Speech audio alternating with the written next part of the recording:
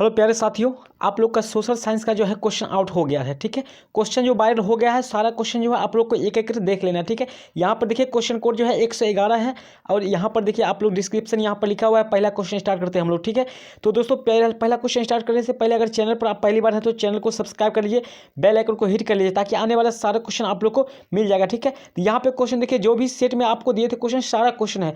Vasco D gamma Bharat कब पहुंचा था? तो 1498 ईस्वी में। ठीक है, 18 जुलाई 1498 ईस्वी में पहुंचा था कालीकट बंदरगाह पर। ठीक है, चलिए आगे बढ़ते हैं। अगला क्वेश्चन देख लेते हैं 2 नंबर। रूसो, यहाँ पे देखिए 2 नंबर क्वेश्चन है, रूसो किस सिद्धांत का समर्थक था? तो यहाँ पे ध्यान रखिएगा, रूसो था, ये नहीं कि रूस कह रहा है। रूसो किस सिद्धांत का समर्थक था? तो सामान्य इच्छा यानी जनता की इच्छा के। राइट आंसर बी जो है एकदम करेक्ट है। आप लोग को सारा क्वेश्चन इसमें 80 ऑब्जेक्टिव देने वाले हैं, तो वीडियो को पूरा एंड तक देखिएगा। ठीक है, 3 नंबर क्वेश्चन है, बोस्टन की पतन कब हुआ था? बोस्टन का पतन जो हुआ था सो 14 जुलाई 1789 में हुआ था। राइट आंसर जो है सी यहाँ पर एकदम करेक्ट है। ठीक है, प्यारे साथियों बता दें कि सारा क्वेश्चन जो है आप लोग का मॉडल सेट जो भी दिया उसी से सारा क्वेश्चन है। आपको सब्जेक्टिव भी मिलेगा तो उसी सेट से मिलेगा, तो आप लोग सब्जेक्टिव दे चुके हैं, आप लोग जरूर देख लीजिएगा। ठीक है, चैनल को सब्सक्राइब कर वो भी देख लीजिए। भारत में यहाँ पे देखिए क्वेश्चन फोटो खींचने में थोड़ा ती हो गया है। भारत में आने में किस भारतीय व्यापारियों ने वास्को डी गामा को मदद किया था? यानी देखिए भारत आने में वास्को डी गामा को किस व्यापारी ने मदद किया था? तो अब्दुल मजीद ने किया था। राइट आंसर ये जो है बिल्कुल सही है। चलिए, आप लोग क्वेश्चन अच्छा से नहीं दिख रहा होगा तो यहाँ पे इंग्लिश में भी दिया हुआ है। यहाँ पे देखिए द्वितीय विश्व युद्ध का अंत कब हुआ था? यहाँ पे लिखा हुआ है अंत कब हुआ था। तो द्वितीय विश्व युद्ध जो है 1939 से स्टार्ट हुआ था, 1945 तक चला था। राइट आंसर सी जो है एकदम सही है। 1 सितंबर 1939 से स्टार्ट हुआ था, तो ज़्यादा समय नहीं लेंगे आप लोग को। 1939 से स्टार्ट हुआ था। ठीक है, और 1945 तक चला था ये युद्ध। ठीक है, द्वितीय विश्व युद्ध। चलिए आगे बढ़ लेते हैं। 6 नंबर क्वेश्चन, झारखंड, यहाँ पे देखिए नहीं दिख रहा अच्छा से। झारखंड को मतलब शब्द का देखिए यहाँ पे क्वेश्चन नहीं दिख रहा है, उस प्रकार से कर रहा है। झारखंड जो है कब मतलब अलग हुआ था? राज्य का गठन कब हुआ था? राज्य का दर्जा कब दिया था? झारखंड को राज्य का दर्जा कब दिया गया था? तो प्यारे बच्चों बता दें कि यहाँ पे क्वेश्चन नहीं दिख रहा है, पर उससे कोई दिक्कत नहीं, आप लोग सुन तो रहे हैं। तो यहाँ पे आई थिंक इस क्वेश्चन का जो है आंसर जो कंफ्यूज हो, यहाँ पर ए ऑप्शन या फिर सी हो जाएगा। तो आप लोग कमेंट में जरूर लिखिएगा झारखंड सब राज्य का गठन कब हुआ था। तो या मैं कॉमेंट में आपको आंसर दे दूंगा, आप लोग देख लीजिएगा। ठीक है, 7 नंबर है, राष्ट्र संघ को स्थापना का श्रेय किस अमेरिकी राष्ट्रपति को दिया गया है? तो वुडरो विल्सन को। राइट, जो डी ऑप्शन है बिल्कुल सही। यहाँ पर जो है सो अच्छा से नहीं दिख रहा है, तो आप लोग जो सेट दिए हैं उसमें सारा क्वेश्चन है। राष्ट्र संघ की क्या है तो मतलब स्थापना का श्रेय किस अमेरिकी राष्ट्रपति को देता है, ऐसा बात लिखा हुआ है। आप लोग आसानी से देखिएगा तो पढ़ सकते हैं। ठीक है, 8 नंबर है, राष्ट्र संघ की स्थापना कब हुई थी? तो 10 जनवरी 1920 ईस्वी में हुई थी। ध्यान रखिएगा, राष्ट्र संघ की स्थापना जो है कब हुई थी? राष्ट्र संघ की स्थापना 10 जनवरी जो है 1920 ईस्वी में हुआ था। एकदम ध्यान रखिएगा क्वेश्चन। राइट आंसर ए हो जाएगा। तो चलिए लाइक करिए दोस्तों, वीडियो को लाइक कर दीजिए और चैनल को मतलब पहली बार है तो सब्सक्राइब कर लीजिए, बेल आइकन को हिट कर लीजिए ताकि आने वाला संस्कृत हिंदी का भी आप लोग को मिल जाए। ऑस्ट्रेलिया की खोज किसने किया था? तो कैप्टन कुक ने किया था। राइट आंसर डी जो है बिल्कुल सही है। तो चलिए करें लाइक ठोकिए, आप लोग लाइक ठोकिए और वीडियो को शेयर कर दीजिए। ठीक है, सभी तक पहुंचा दीजिए। डियाज बार्थोलोमियो ने किसकी खोज की थी? तो उत्तम आशा अंतरिक्ष को। ठीक है, उत्तमाशा अंतरिक्ष को। यहाँ पे सेम मिला के भी दे देगा, उत्तमाशा अंतरिक्ष। राइट आंसर डी जो है बिल्कुल सही है। चलिए आई होप आप लोग समझ गए होंगे। 11 नंबर कॉमन सेंस किसने किया था? तो आप लोग को बता चुके हैं, टॉम स्पेन ने। राइट आंसर बी जो है बिल्कुल सही है। सारा क्वेश्चन सेट हम लोग जो पढ़े हैं उसी से पूछा गया। ठीक है, 12 नंबर क्वेश्चन है, अमेरिकी स्वतंत्रता संग्राम में सेनापति कौन था? यानी अमेरिका के सेनापति कौन थे? तो यहाँ पे ध्यान रखिएगा वाशिंगटन थे। ठीक है, जो अमेरिका के प्रथम राष्ट्रपति थे। ठीक है, चलिए आगे बढ़ते हैं। 13 नंबर क्वेश्चन, अमेरिका में अंग्रेजों के कितने उपनिवेश थे? तो आप लोग को बता चुके हैं सेट में सारा क्वेश्चन। आप लोग के एक भी क्वेश्चन कह दिए थे नहीं छूटेगा। देखिए डायरेक्ट क्वेश्चन वहीं से सारा क्वेश्चन आया है। तो 13 उपनिवेश थे। चलिए उसके बाद है, लेसेंज फेयर की सिद्धांत किसने दिया था? तो एडम स्मिथ ने। सारा क्वेश्चन, एक क्वेश्चन नहीं छूटेगा। अगर आप लोग इंग्लिश का भी देख लेते हैं और आने वाला हिंदी संस्कृत भी देख लेते हैं तो आप लोग को ये दावे कर सकते हैं एक क्वेश्चन नहीं छूटेगा। देखिए धर्मनिरपेक्ष राज्य की स्थापना सर्वप्रथम कहाँ हुई थी? तो यहाँ पे बता दें वो जो है भारत में हुई थी। राइट आंसर डी जो है बिल्कुल सही है। तो ये क्वेश्चन आप लोग को नहीं दिए हैं अभी तकला, आप लोग को मतलब सिविक्स, इसलिए ये क्वेश्चन नहीं मिला। बट ये क्वेश्चन देखिए तीथे क्या है, ये धार्मिक कर्ज है, ये क्वेश्चन भी आप लोग को दे चुके हैं। सारा क्वेश्चन, एक भी क्वेश्चन बाहर नहीं है, जो दे दिए हैं वीडियो उसी में से है, ठीक है। सारा क्वेश्चन 17 नंबर है, नाजी पार्टी का प्रतीक चिन्ह क्या था?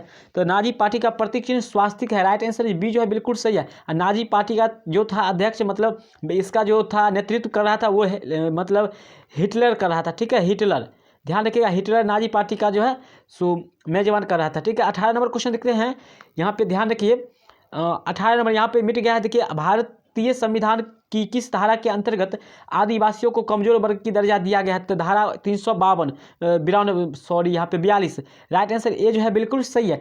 तो आगे बढ़ते हैं हम लोग, 19 नंबर क्वेश्चन देखते हैं। अंतर्राष्ट्रीय श्रम संगठन का मुख्यालय कहाँ स्थित है? जेनेवा में है। राइट आंसर जो यहाँ पर हो जाएगा आपका सी जो है बिल्कुल सही है। राइट आंसर सी जो है बिल्कुल सही है। अंतर्राष्ट्रीय श्रम संगठन के मुख्यालय कहाँ है? तो जेनेवा में। चलिए 20 नंबर क्वेश्चन है, संयुक्त राष्ट्र संघ की प्रथम महासचिव कौन थे? तो ध्यान रखिएगा, प्रथम महासचिव कौन थे? तो यहाँ पर जो हो जाएगा ट्रिगेवे ली थे। राइट आंसर सी जो है बिल्कुल सही है। चलिए 21 नंबर क्वेश्चन चलते हैं, निम्न पर्वत चोटियों में कौन भारत में स्थित नहीं है? तो माउंट एवरेस्ट आप लोग को बता चुके थे, ये कहाँ है? नेपाल में है। आप लोग को इससे पिछले वाले वीडियो में आप लोग को बता चुके हैं, ये जो है नेपाल में है। चलिए आगे बढ़ते हैं, नेक्स्ट क्वेश्चन देखते हैं 22 नंबर। बिहार के उत्तर पश्चिमी किनारे पर हिमालय की कौन सी श्रेणी है? तो शिवालिका। राइट आंसर बी जो है बिल्कुल सही है। आप लोग को बता चुके हैं, ये क्वेश्चन भी सारा एक मतलब शेर से सारा क्वेश्चन आप लोग को जो बताए हैं वही सब क्वेश्चन है। आप लोग पूरे आप लोग को 40 बनाना है, 80 क्वेश्चन में एकदम 40 ठोकना है और ठोक के आना है। और कमेंट जरूर करिएगा कितना नंबर लाए हैं।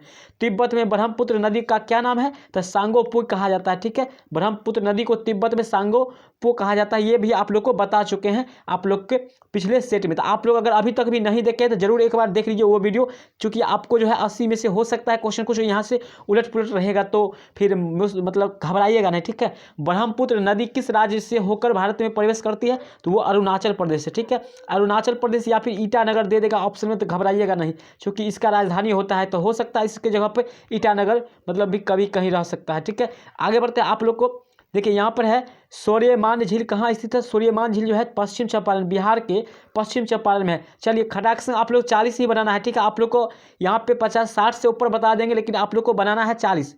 कौन सी नदी भ्रंश घाटी से होकर गुजरती है? तो नर्मदा नदी, ठीक है।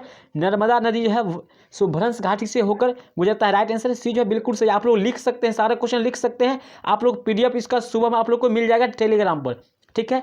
वो उसका लिंक भी डिस्क्रिप्शन में, वहाँ से आप लोग ज्वाइन कर सकते हैं। एल नीनो शाब्दिक अर्थ क्या है? एल नीनो का शाब्दिक यानी नीनो, तो इसका हो जाएगा शिशु यानी बेबी हो जाएगा, बच्चा यानी शिशु हो जाएगा, ठीक है। राइट आंसर ए जो है बिल्कुल सही है। चलिए खटाखट 28 यहाँ पे 7 हो चुका है। आप चलते हैं 28 नंबर क्वेश्चन देखते हैं।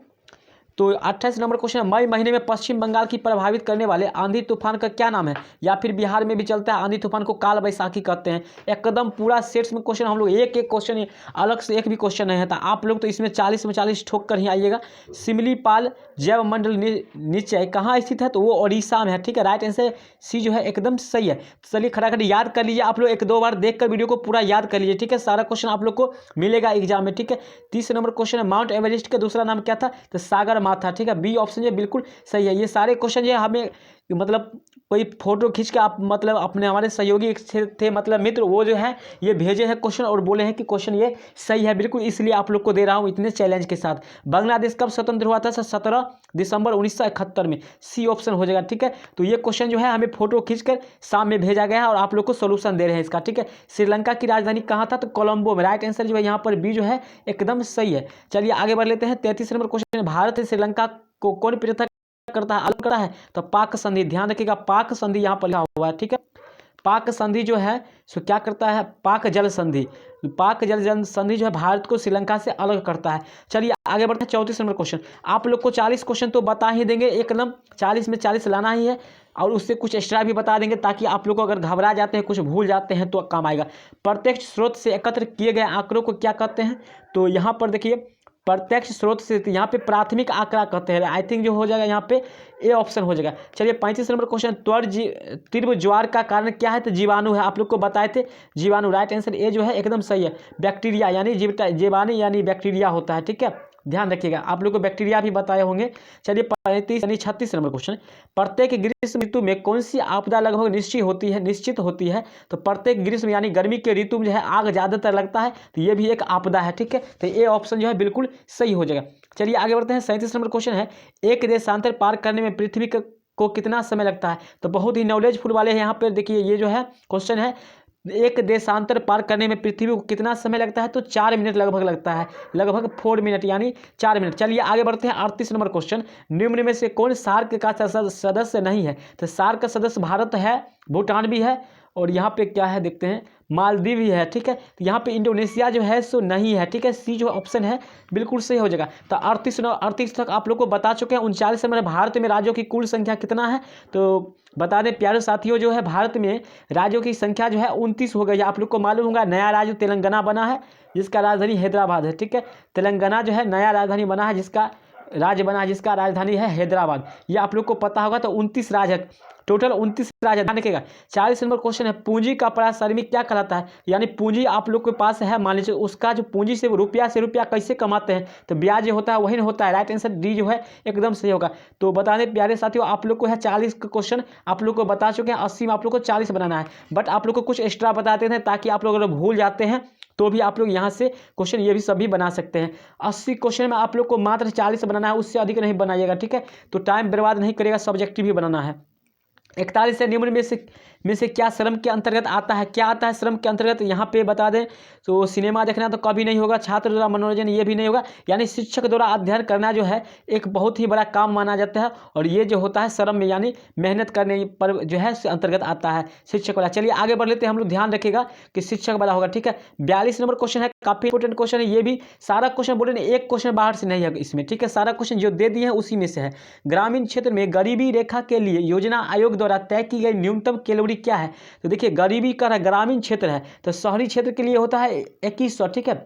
शहरी क्षेत्र के लिए 2100 होता है, और चूंकि ग्रामीण क्षेत्र के लोग जो होते हैं गरीब होते हैं, मेहनत ज़्यादा करते हैं, तो 2400 कैलोरी ऊर्जा की जरूरत होती है दिन भर में, ठीक है। तो यहाँ पर सी ऑप्शन जो है बिल्कुल सही है। चलिए 43 नंबर क्वेश्चन बढ़ते हैं। मध्यम भोजन योजना कब शुरू हुआ था। यानी स्कूल में जो है खिचड़ी कब देना शुरू हुआ था, खिचड़ी चोखा। तो ध्यान रखिएगा, 15 अगस्त 1995 में स्टार्ट हुआ था, ठीक है। बी ऑप्शन लगभग 15 अगस्त में स्टार्ट हुआ था, शायद 15 अगस्त 1945। ये तो है 1995, तो बिल्कुल सही है। अब 15 अगस्त इसमें कंफ्यूज हूँ, ठीक है, डेट में कंफ्यूज हैं। चलिए 44 नंबर क्वेश्चन है, बिहार के ग्रामीण क्षेत्रों में कैसी बेरोजगारी पाई जाती है। तो ग्रामीण क्षेत्रों में जो है छुपी हुई बेरोजगारी, यानी जो है अदृश्य एवं मौसमी दोनों बेरोजगारी होता है। अदृश्य का मतलब बेरोजगारी होता है जो छुपा के रहता है, ठीक है, कि हम बेरोजगार नहीं है बात कहेगा, लेकिन बेरोजगारी रहेगा, ठीक है। चलिए आगे बढ़ते हैं। 45 नंबर क्वेश्चन हम लोग देख लेते हैं। निम्न में कौन रबी फसल है। तो बता दें रबी फसल जो होते हैं आपको ठंडा ऋतु में बोए जाने वाला फसल होता है। रबी फसल और खरीफ फसल में अंतर आपको 2 नंबर में क्वेश्चन काफी इंपॉर्टेंट है, वो भी देख लीजिएगा। तो सेट आपको दे चुके हैं, सारा क्वेश्चन वहीं से रहेगा। आप लोग 1-2 बार इस वीडियो को जरूर देख लीजिए, इससे काफी रहने वाला है। तो रबी फसल जो है गेहूं है, ठीक है, गेहूं। राइट आंसर ए जो है बिल्कुल सही है। तो बता दें प्यारे साथियों, समय थोड़ा लंबा निकल चुका है, तो आप लोग को अगले वीडियो में आप लोग को सब्जेक्टिव दे सकता हूँ सुबह में, या डिस्क्रिप्शन में लिंक है, या टेलीग्राम ज्वाइन कर लीजिए, वहां से आप लोग को दे सकता हूँ। तो मिलते हैं अगले वीडियो में, तब तक के लिए धन्यवाद, टाटा बाय।